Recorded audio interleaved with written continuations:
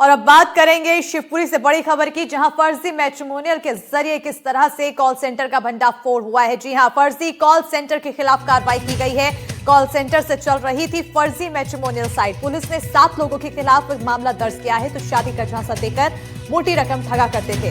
धोखाधड़ी में 6 से ज्यादा महिलाएं शामिल है। शिव शक्ति नगर के मकान में की गई छापेमारी। पुलिस मामले की जांच में जुटी हुई है। बड़ी जानकारी आपको शिवपुरी से दे रहे हैं, जहां फर्जी कॉल सेंटर के खिलाफ कार्रवाई की गई है। कॉल सेंटर से चल रही थी फर्जी मैट्रिमोनियल साइट। तो पुलिस ने 7 लोगों के खिलाफ दर्ज किया है केस।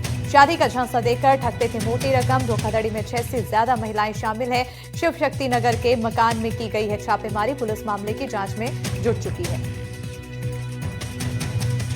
के पास विदेशी कॉलोनी में अवैध रूप से एक मैट्रिमोनियल कॉल सेंटर संचालित किया जा रहा है। इसमें धोखाधड़ी के द्वारा ये लोग कस्टमर बना के और उनसे पैसे लेते हैं, अपने QR कोड के माध्यम से पैसे लेते हैं। ये जो कॉल सेंटर है वो यूनिक रिश्ते.com एवं शादी मैचिंग.com के नाम से चल रहा है।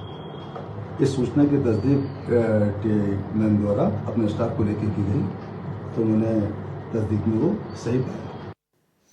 और इसी पर ज्यादा जानकारी के साथ शिवपुरी सहयोगी अतुल गौड़ जुड़ चुके हैं। सीधे रुख करेंगे हमारे सहयोगी के। और अतुल, एक बड़ा खुलासा हुआ है, कब से ये संचालित हो रहा था और अब तक कितने लोगों के साथ ठगी की गई?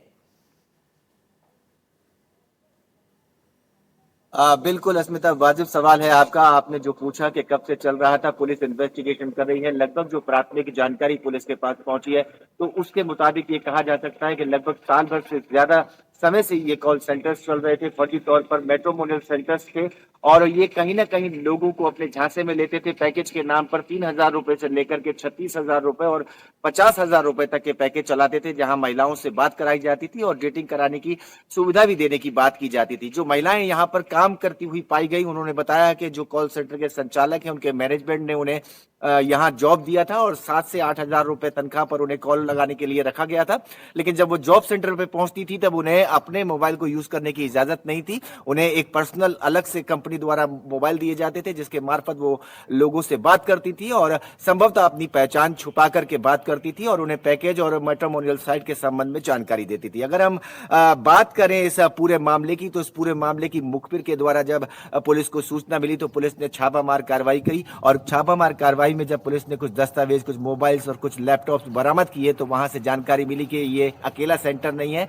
शहर में इस तरह का एक और सेंटर चल रहा है, जिसे झांसी तराहे से पुलिस ने छापामार कार्रवाई के दौरान बरामद किया, जब्त किया और उस पर भी कार्रवाई की। अगर हम बात करते हैं यहाँ पर कार्रवाई की, तो इस पूरे मामले में फर्जी कॉल सेंटर जो मामला है, जो मैट्रिमोनियल साइट चलाने का आरोप है, उनमें जो संचालक हैं विवेक और अमित जैन, और इसके साथ में जो मैनेजर हैं देवेश बरैया, मैनेजर निशा राजे और मैनेजर आरती शर्मा के साथ मैनेजर हर्षद यादव और मंजू यादव जो मैनेजर है, इन सभी की संलिप्तता पाई गई है। कहीं ना कहीं ये आरोपी बनाए गए हैं और इनमें से कुछ लोगों के खिलाफ मुकदमा दर्ज किया गया है धोखाधड़ी का, और कुछ लोगों को पाबंद किया गया है नोटिस के जरिए कि वो इस पूरे मामले की इन्वेस्टिगेशन में कोर्ट के समक्ष प्रस्तुत हों और अपनी दलील दें। अब इस पूरे मामले को लेकर कहीं ना कहीं संदेह की स्थिति यह है अस्मिता कि जो कॉल सेंटर है, इस कॉल सेंटर में क्या वास्तविकता में मैट्रिमोनियल गतिविधियां ही चलाई जा रही थी? क्या मैट्रिमोनियल के माध्यम से लोगों को ठगने का काम किया जा रहा था, या फिर कहीं और जो अनैतिक कार्य है वो भी इस कॉल सेंटर से किए जा रहे थे? तो कहीं ना कहीं पुलिस इस पूरे मामले को जांच में लेकर के चारों दिशाओं से पड़ताल